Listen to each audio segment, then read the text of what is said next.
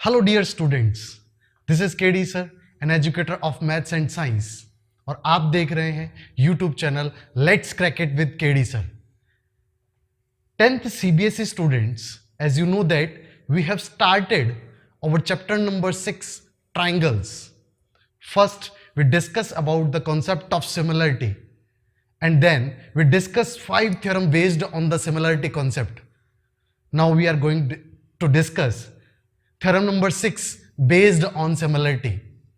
Theorem number जो 6 है, ये बेसिकली जो थ्योरम है, इस थ्योरम के अंदर दो सिमिलर ट्राइंगल्स जो होते हैं उनके एरिया के बीच में जो रिलेशनशिप होता है, मींस एरिया का जो रिलेशनशिप है टू सिमिलर ट्राइंगल्स का, उसको डिस्कस करते हैं। तो आइए शुरू करते हैं आज की हमारी ये थ्योरम। इस थ्योरम के अंदर सबसे पहले आपको स्टेटमेंट की बात करें तो स्टेटमेंट है, बिल्कुल सिंपल सा स्टेटमेंट है। आपके एनसीईआरटी बुक जो है उसके अंदर आपको दिया होगा थ्योरम जो है 6.6, चैप्टर नंबर 6 है और थ्योरम नंबर भी 6 है। स्टेटमेंट क्या है? The ratio of area of two similar triangles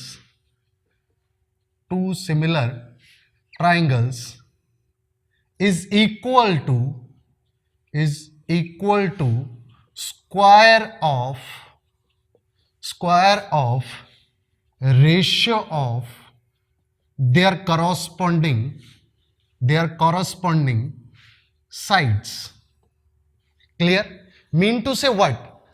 जो दो सिमिलर ट्राइंगल्स होंगे, वो दो सिमिलर ट्राइंगल्स का जो एरिया है उसका रेशियो उनकी करॉस्पॉन्डिंग साइड्स के रेशियो के जो स्क्वायर होगा उसके इक्वल होगा। Suppose that we know that कि ABC triangle is similar to triangle DEF. We know that ABC is similar to DEF, then we can say that if both triangles are similar, then we can say that area of triangle ABC by area of triangle DEF is equals to, suppose AB के corresponding, suppose angle A के corresponding angle D है, angle B के corresponding angle E है, और angle C के corresponding angle क्या है बेटा? F। Then you can say that कि AB के करॉस्पॉन्डिंग साइड कौन है? DE। तो आप बोलेंगे AB by DE। Now AB by DE का स्क्वायर इक्वल होगा, बिकॉज इसकी साइड्स के रेशियो के स्क्वायर के इक्वल होता है। ठीक, नाउ BC बाय EF करेंगे, सो BC बाय EF का होल स्क्वायर होगा equals to AC by DF, AC by DF का whole square. This is what statement says, मतलब अकॉर्डिंग टू दिस थ्योरम अगर दो ट्राइंगल सिमिलर है तो उनके एरिया का रेशियो उनकी करॉस्पॉन्डिंग साइड्स के रेशियो के स्क्वायर के इक्वल होगा। That is our statement. हम इसे प्रूव करते हैं, तो आइए इसका प्रूफ शुरू करते हैं। बिल्कुल सिंपल सा प्रूफ है, जो हमने बेसिक चीजें पहले देखी उन्हीं को अप्लाई करना है, सिमिलरिटी ऑफ ट्राइंगल्स को ही अप्लाई करना है। Let's start. देखिए बेटा, आपको गिवन क्या है इस थ्योरम के अकॉर्डिंग? गिवन ये है कि टू ट्राइंगल्स जो हैं दे आर सिमिलर। तो सबसे पहली बात कि दो ट्राइंगल सिमिलर हैं, तो इस बात को ध्यान रखेंगे। Suppose that one triangle is over ABC. Now this is ABC. Another triangle is your DEF. DEF. Now A के corresponding either आप सीधा ही बोल सकते हैं कि given क्या है? Given is ABC is similar to DEF. Now what you have to prove? To prove हमें प्रूव क्या करना है? प्रूव ये करना है कि area of triangle ABC by area of triangle DEF is equals to AB by DE का whole square equals to BC by EF का whole square equals to AC by DF का whole square. Is that clear? This is what we have to prove. Because theorem says कि अगर ये similar होगा then ये होगा, ठीक है। तो हमें ये गिवन है, इसे हमें प्रूव करना है। सो सबसे पहले हम क्या करेंगे, कंस्ट्रक्शन। वी नो दैट ए के करस्पॉन्डिंग है डी, बी के करस्पॉन्डिंग है ई, और सी एंगल के करस्पॉन्डिंग क्या है, एफ। नाउ फर्स्ट थिंग आपको क्या करना है, कंस्ट्रक्शन अगर आप लिखें तो आप क्या करेंगे, आप बोल सकते हैं A D perpendicular to B C. Now ये लॉजिक कहां से आया कि सर परपेंडिकुलर क्यों ड्रॉ करें, बिकॉज जो एरिया होता है ना, एरिया क्या होता है, base half into base into height, उस बेस के करस्पॉन्डिंग उसकी हाइट होती है। दैट मीन हाइट का मीन्स क्या, किसी भी वर्टाइसेस से अपोजिट साइड्स पे हम परपेंडिकुलर ड्रॉ करते हैं। दैट इज वाई हमने यहां पे कंस्ट्रक्शन क्या किया, एडी परपेंडिकुलर टू बीसी। तो मैं यहां पर एडी परपेंडिकुलर बना रहा हूं to BC। Is that clear? Now second construction क्या है, यहां पे सॉरी मिस्टेक हो गया, बिकॉज डी जो है ये मैच कर जाएगा, दैट इज वाई मैं इसका नेम चेंज कर रहा हूं। आप इसे बोल सकते हैं एम, ए एम बोल सकते हैं। A M is perpendicular to BC and second आप करेंगे perpendicular DN, DN is perpendicular to EF। Is that clear? Now solution start करेंगे। So first we will talk about the ratio of triangle ABC by triangle DEF. Now area of triangle ABC upon area of triangle DEF. As you know that sir area of ABC जो होता है that is half into, now ABC में अगर मैं base BC consider करूं तो height क्या होगी, AM, सो ये हो जाएगा half BC into AM। Now second area of DF की बात करें तो यहां पे EF इज बेस और करस्पॉन्डिंग साइड क्या है, DN। EF के करस्पॉन्डिंग क्या है, DN। So you can say that कि sir EF is equals into क्या होगा बेटा, DN। Is that clear? Now you can see that half to half cancel हो गया। बट नाउ इन दो ट्राइंगल्स को कंसिडर करो, बिकॉज हमें DN और AM, ये जो AM बाय DN दिख रहा है ना, इस रेशियो को यहां से रिमूव करना है। तो दैट इज वाई हम इन दोनों स्मॉल ट्राइंगल्स की बात करेंगे। तो हम बोलेंगे in triangle ABM and triangle DEN। Clear? मैं दोनों ट्राइंगल को बना दे रहा हूं बेटा। ABM जो है वो आपको इस तरह से दिख रहा है, यहां परपेंडिकुलर है, ये M है, ये B है, ये A है।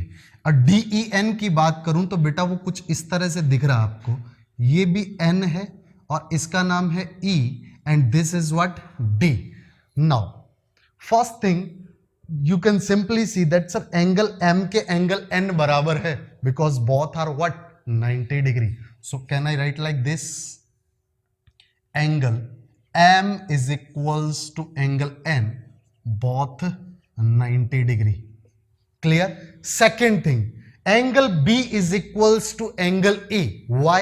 Because triangle ABC is similar to DEF और दो similar triangles का जो शेप होता है वो सेम होता है, मींस करस्पॉन्डिंग एंगल्स इक्वल होते हैं। सो बी के करस्पॉन्डिंग ई है और बी सी के करस्पॉन्डिंग एफ है, ए के करस्पॉन्डिंग डी है, सो बी के करस्पॉन्डिंग ई है। तो यहां पे देख सकते हो कि ये बी एंगल इस ई एंगल के इक्वल होगा। So we can say that simply A B M is equals to D E N because triangle ABC is similar to triangle DEF। Clear? Because दोनों ट्राइंगल सिमिलर है तो ये angle भी क्या होगा, equal. तो by double A we know theorem, double A theorem, ठीक। Double A के अकॉर्डिंग हम बोल सकते हैं कि ट्राइंगल, देखना, A B M is similar to, अच्छा ए बी एम, ए के करस्पॉन्डिंग क्या होगा सर पता नहीं, पर बी के इक्वल कौन है, ई, तो बी की जगह क्या लिख देंगे, ई। एम के इक्वल कौन है, एन, बिकॉज एम के इक्वल क्या था, एन, तो ये एन आ जाएगा, बच गया क्या इधर, डी। तो ये इसके क्या हो गया, सिमिलर। अगर सिमिलर है तो करस्पॉन्डिंग साइड्स का रेशियो इक्वल होगा। So can I write like this, A B by D E, that is why A B by D E is equals to, A B by D E is equals to B M by E N and is equals to A M by D N. Clear? तो यहां पर आपको इतनी बातें आपको बिल्कुल समझ आ गई हो। अब देखो, क्या मैं इन दोनों को पिक कर सकता हूं? क्यों? क्योंकि देखना बेटा, ट्राइंगल ए बी सी अगर इसके सिमिलर होगा तो A B by D E equals to B C by E F is equals to A C by D F होगा। ठीक है, सिमिलर ट्राइंगल्स का करस्पॉन्डिंग साइड्स का रेशियो इक्वल होता है। That is why we can say that because triangle A B C is similar to, इसको equation number 1 दे देंगे, और triangle A B C is similar to D E F, तो corresponding sides का ratio आप बोलेंगे A B upon D E equals to B C upon E F equals to A C upon D F. ये equation number 2। ये भी A B by D E है और ये भी A B by D E है, तो मैं इक्वेशन 1 और 2 से बोल सकता हूं कि sir A M by D N जो है वो इक्वल होगा A B by D E से, और A B by D E B C by E F के इक्वल है, और B C by E F A C by D F है। मतलब ये तीनों जो है ये A M by D N के इक्वल होंगे। तो हम बोल सकते हैं from from equation 1 and 2 can I remove it? मैं इसे मिटा दे रहा हूं बेटा। ठीक है, तो मैं यहां पे क्या बोलूंगा, यहां पे जो रिजल्ट था उसे भी मिटा दिया मैंने। एक बार के लिए मैं फिर से लिख देता हूं। हमने क्या निकाला था यहाँ निकाला था area of triangle A B C upon area of triangle D E F is equals to what? ये था हमारे लिए B C by B C into था ए एम, और यहां था E F into What? That is dn. Is that clear? ठीक है, ऐसा इतना था। अब यहां पे ये इसका, तो हम बोलेंगे from equation 1 and 2, from equation 1 and 2 A M by D N is equals to A B by D E equals to B C by E F equals to A C by D F. समझ आ रही है मेरी बात? ठीक। अब आप एक बात बताइए, A M by D N की जगह क्या मैं A C by D F रख सकता हूं? Yes of course. तो जब मैं A C by D F को प्लेस करूंगा A M by D N की जगह, ठीक है, इस पूरे की जगह आप क्या प्लेस कर देंगे?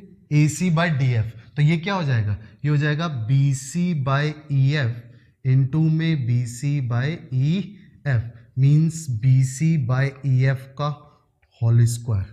Area of triangle A B C by area of triangle D E F is equal to what? B C by E F का whole square. Clear? Second thing, आप B C by E F को A B by D E से replace कर दो, और भी A B by D F से D E replace कर दो। ठीक, मैं यहां पर इसे मिटा करके दिखा देता हूं बेटा। ठीक है, तो you can C simply that कि सर अगर हम इसके अंदर, मैं एरिया लिख रहा हूं यहां पे, ट्राइंगल ए बी सी का एरिया है, area triangle A B C. समझ तो आ रहा है ना बेटा? अगर समझ आ रहा है तो भाई इसे लाइक जरूर करना और शेयर भी कर देना। ठीक है, तो यहां पे आप बोलेंगे sir B C by E F into A M by D N है कि नहीं? तो आप एक मेरे को बात बताओ कि B C by E F जो है इसकी जगह मैं A B by D E लिख सकता हूं। यस, ये हो जाएगा A B by D E. ठीक है, और A M by D N की जगह भी क्या लिख सकता हूं? A M by D N की जगह भी A B upon D E, तो ये भी हो जाएगा A B upon D E, means A B by D E का क्या आया? Whole square. ठीक है, तो ये एरिया किसके? A B by D E के भी होल स्क्वायर के बराबर आ गया। देख सकते हैं, फर्स्ट सेकंड हमने ये प्रूव कर लिया। अब देखो, दोनों को A C upon D F से रिप्लेस कर दो। यहां पे भी A C upon D F, क्योंकि जो B C upon E F है ये सी अपॉन डी एफ के बराबर है, और A M upon D M की जगह डी एन की जगह भी A C upon D F रखेंगे, तो we will find A C upon D F का होल स्क्वायर भी किसके बराबर होगा? तो आप बोलेंगे area of triangle A B C upon area of triangle D E F. ठीक है, तो आप आसानी से देख सकते हैं कि ये एरिया का जो रेशियो है करस्पॉन्डिंग साइड्स के रेशियो के स्क्वायर्स के क्या हो गया? इक्वल हो गया। बिल्कुल सिंपल सी थ्योरम है।